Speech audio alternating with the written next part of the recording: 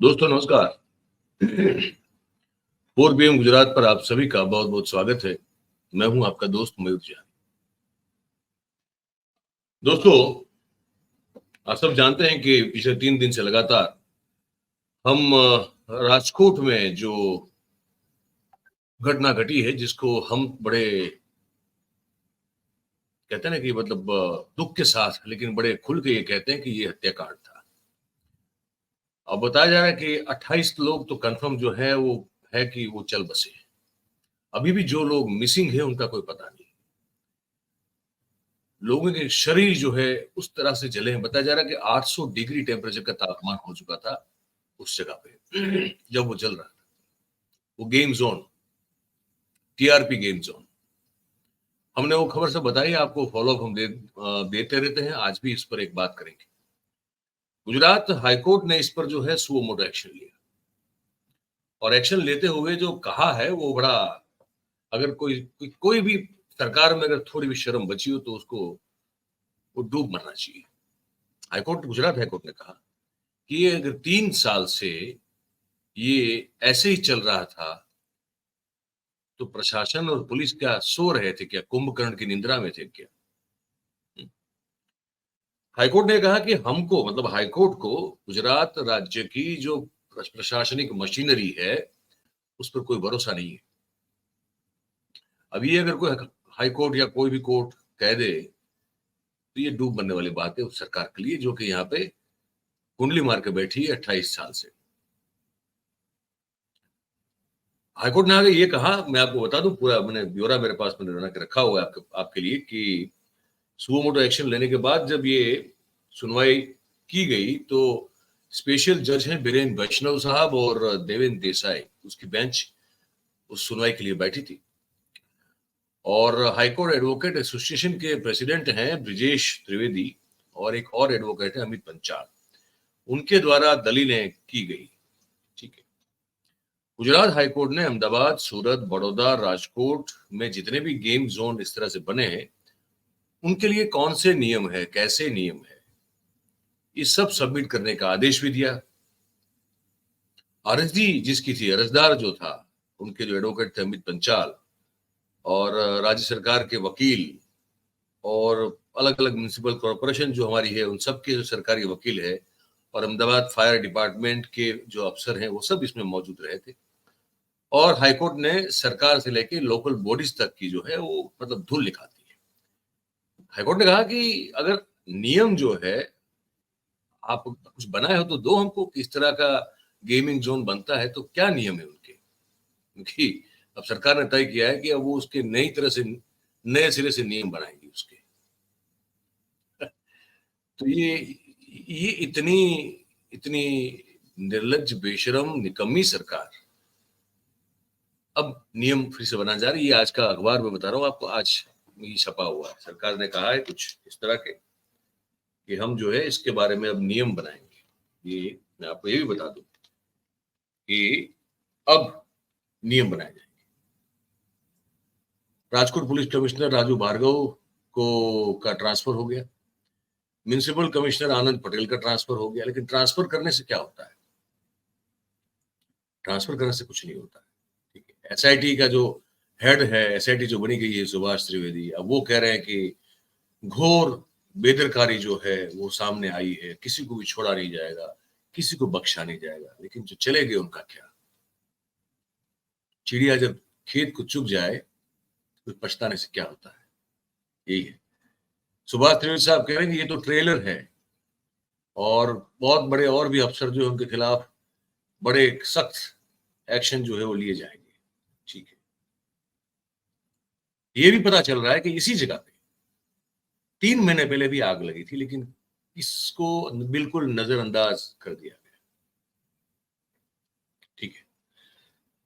तो राज्य के मुख्य सचिव, राजकोट के कमिश्नर, इन सब के खिलाफ कंटेम्प्ट करने की भी जो है वो एक याचिका, उस याचिका में कहा गया कि इन सब के खिलाफ कंटेम्प्ट किया जाए, कंटेम्प्ट किया जाए।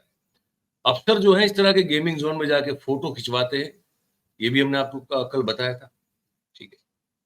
तो हाईकोर्ट ने जो कहा है कि 2021 से लेके अब तक के जितने भी म्युनिसिपल कमिश्नर है जहां पे जिस कॉर्पोरेशन में, वो इस बात का खुलासा करे, एक कि फायर एनओसी समेत जीडीसीआर रेगुलेशन का पालन जो है किस हद तक हुआ है। गेमिंग जोन का जो स्ट्रक्चर बनता है तो उसकी स्ट्रक्चरल स्टेबिलिटी का सर्टिफिकेट उस गेम जोन ने मांगा था या नहीं, और मांगा था तो आपने दिया था या नहीं, और अगर नहीं मांगा था तो ये चला कैसे। नंबर 3, फायर सेफ्टी एक्ट जो होता है, फायर सेफ्टी का जो कानून होता है, उस एक्ट के तहत सलामती सुरक्षा विषयक जो आपको एक्शन लेने होते हैं वो, और उसका जो समयांतर रूप से चेकिंग होता है, वो क्या हुआ था या नहीं हुआ था। और 4, कि जितने भी भिन्न भिन्न कानून है जिसके समेत आपको एक अगर इस तरह का स्ट्रक्चर या तो एक बिजनेस करना है तो उसके वेरियस सर्टिफिकेशन होते हैं, वो सब जो है लाइसेंसेस होते हैं, वो सब है जो ये स्ट्रक्चर या इस तरह के स्ट्रक्चर ने लिए हैं क्या, लिया था क्या, ये हमको ठीक है। और कानून का पालन न करने के लिए राजकोट म्युनिसिपल कमिश्नर को जिम्मेदार क्यों न ठहराए, ये भी पूछा गया। तो कुल मिला के और ये बताया गया कि 40 डिग्री अगर हमको तापमान में हम धूप में बाहर निकल जाए तो शरीर डिहाइड्रेट हो जाता है। ये जो आग लगी थी उसका एक टेम्परेचर जो है वो पहुंच गया था, वो 800 डिग्री तक पहुंच गया था। जिंदा जो शरीर थे वो राख बन गए। इसीलिए बहुत सारे डीएनए तक जो है वो मैच नहीं किया जा रहा। बताया जा रहा है कि अभी तक जो है 17 जो मृत शरीर है उनके डीएनए मैचिंग से उनके परिवारजनों को उनको सौंपा गया है, बाकी के अभी भी जो है वो मैच नहीं हो पा रहे। ऐसी स्थिति में अब देखिए, हमारे एक संवाददाता है विमित कुमार, वो राजकोट गए, राजकोट के सिविल अस्पताल पे गए और उन्होंने पूरा एक जो है वहां जो देखा और जो जानकारी पाई उस पर उन्होंने एक वॉक थ्रू किया है। तो हम सोच रहे हैं कि आपको वो दिखा भी दे, सुना भी दे। ये आप ध्यान से गौर से सुनिए। नमस्कार, 4 PM से मैं विमित कुमार। साथियों, राजकोट में कालावड़ रोड पे टीआरपी गेमिंग जोन है, वहाँ पे जो भीषण आग लगी है उस आग में 30 लोग जलकर खाक हो गए हैं। कहा जाता है इस गेमिंग जोन में जो फायर सेफ्टी का जो एनओसी सर्टिफिकेट दिया जाता है उस गेमिंग जोन के पास ये सर्टिफिकेट तक नहीं था और घोर बेदरकारी है। ये गेमिंग जोन राजकोट शहर के मध्य में है, यहाँ पे हर कोई जाता है और बिना एनओसी सर्टिफिकेट के गुजरात में ये गेमिंग जोन चल रहा है और किसी को कानो कान खबर तक नहीं है, किसी को आँख में दिखाई भी नहीं दिया कि ये गेमिंग जोन गुजरात के राजकोट शहर में चल रहा है। और दिखाई भी कैसे देगा, क्योंकि राजकोट के तत्कालीन कलेक्टर अरुण महेश बाबू वहाँ उस गेमिंग जोन में मेहमान बन करके जाते हैं। राजकोट के तत्कालीन म्यूनिसिपल कॉरपोरेशन उस गेमिंग जोन में, जिस गेमिंग जोन में एनओसी सर्टिफिकेट नहीं दिया गया, उस गेमिंग जोन में म्यूनिसिपल कमिश्नर मेहमान बन करके जाते हैं और ऐसे आला अधिकारी वहाँ पे मेहमान बन करके जाते हैं इनलीगल गेमिंग जोन में। और दूसरे से क्या उम्मीद रखे, छोटे अधिकारियों से क्या उम्मीद रखे कि वो वहाँ पर आकर जांच करे। बड़े बड़े अधिकारी वहाँ मेहमान बन के जाते हैं। फिर इसी कारण, इसी लापरवाही के कारण 30 लोगों की मृत्यु हो गई है। और राजकोट के इसी, मेरे साथी दिखाने का प्रयास करेंगे, राजकोट के इसी सिविल अस्पताल में उनका शव रखा गया है। शव नहीं, सिर्फ बॉडी पार्ट्स रखा गया है, पूरा शव भी नहीं है। किसी का धड़ है, किसी का सिर है, किसी का हाथ है या किसी के पाँव है। ये पूरा शरीर इस तरह से जला है कि जलकर के कोयला हो चुका है। ये गुजरात की घटना है। गुजरात में ये घटना एक बार नहीं हुई है, बार बार गुजरात में ऐसी घटनाएं होती है और सरकार अपना आंखें बंद करके जैसे बैठी हो, इस तरह से नज़ारा हमको यहाँ गुजरात में देखने को मिलता है। ये पहली घटना नहीं है। गुजरात के सूरत शहर में तक्षशिला में बच्चों के जलने की घटना सामने आई थी, बच्चे वहाँ पे मरे गए। उसके बाद हरनी बोट दुर्घटना बड़ौदा में, वहाँ पर भी बच्चे पानी में कूद करके मरे गए। उनके पास जो सेफ्टी के लाइफ जैकेट होते हैं वो भी नहीं थे। ये 25 मई को ये जो घटना घटी है, तक्षशिला में जब घटना घटी थी उसके 5 साल बाद तुरंत दूसरे दिन ये घटना घटी है। 5 साल के बाद तुरंत, मतलब सरकार क्या कर रही है? ये सवाल हम आपसे कहना चाहते हैं। ये जनता का काम, जनता क्या कर रही है मुझे तो ये समझ में नहीं आता। जनता आखिर में सिर्फ श्रद्धांजलि देती है। श्रद्धांजलि देने का काम, श्रद्धांजलि देने की फ़र्ज बड़े अदब से ये जनता अदा कर रही है और जनता इसके आगे कुछ कर ही नहीं पाती। जनता का आक्रोश सिर्फ एक दिन रहता है, उसके बाद जैसे थे और उसी हिसाब से ये सरकार वैसे चलती है। कुछ भी सुधार नहीं आता। ये सुधार नहीं आना सरकार की जाड़ी चामड़ी मोटी चामड़ी कहा जाता है कि सुधार क्यों नहीं आता। बार बार ऐसी घटना घटती है गुजरात में और कहा जाता है हम किसी को भी बख्शेंगे नहीं, किसी अपराधी को हम छोड़ेंगे नहीं। और जानने को मिलता है कि वो अपराधी जिसको आरोपी बना के पुलिस हिरासत में लिया जाता है वो अभी बेल पर घूम रहे हैं।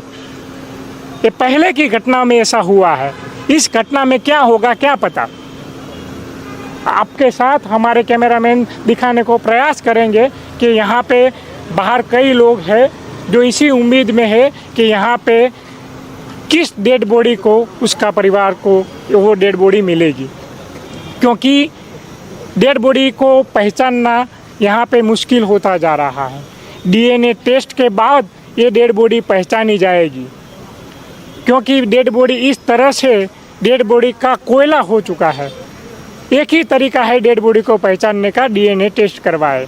3 लोगों की पहचान हुई है, 30 में से 3 लोगों की पहचान हुई है, बाकी की पहचान होना बाकी है। ये हाल है, ये करुण घटना इसी गुजरात में घटी है, जहां ये गुजरात का विकास मॉडल पूरे देश में ढोल नगारे के साथ दिखाया गया था। ये गुजरात मॉडल है। इसी गुजरात मॉडल के चलते हमारे बड़ा प्रधान 10 साल प्रधानमंत्री के पद पे काबिज है, इसी गुजरात मॉडल के चलते। और ये गुजरात मॉडल की वास्तविक सच्चाई हम आपको 4 PM के माध्यम से बताना चाह रहे हैं और दिखाना चाह रहे हैं कि ये गुजरात मॉडल आखिरकार कैसा है। कि ऐसी घटना होने के बावजूद भी उस पर कोई कार्रवाई नहीं होती, ठोस कार्रवाई नहीं होती। इसी कारण यहाँ पे ऐसी घटना घटती है। ये आम सी बात हो गई है जनता के लिए, क्योंकि ये अभी आम सी बात है। ऐसी घटनाएं तो घटती है। जनता कितना संवेदनशील होगी, जनता का संवेदनशीलता भी अभी सीमित हो चुका है। संवेदनशीलता की भी हद होती है, वो हद भी जनता ने ख़त्म कर दी है। ऐसी घटना बार बार होती है, इसलिए देखते रहे हमारे साथ 4 PM। ये विमित कुमार थे, वो राजकोट गए, वहां से उन्होंने कुछ और भी हमको दृश्य भेजे हैं जो हम इसके बाद के वीडियो में दिखाएंगे आपको, क्योंकि फिर वो ये वीडियो लंबा हो जाएगा।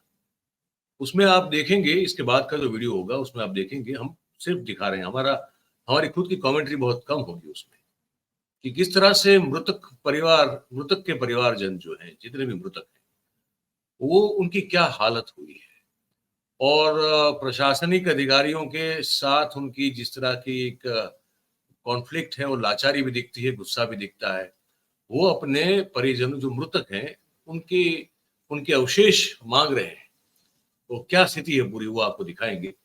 इसके बाद का जो वीडियो होगा उसमें दिखाएंगे। ये बातचीत हमने आपको दिखाई, आपको अपडेट भी दिया, फॉलोअप दिया। अब आपकी बारी है, आप हमको लिख के जरूर से बताइएगा कि ये इसके बारे में आप क्या सोच रखते हैं।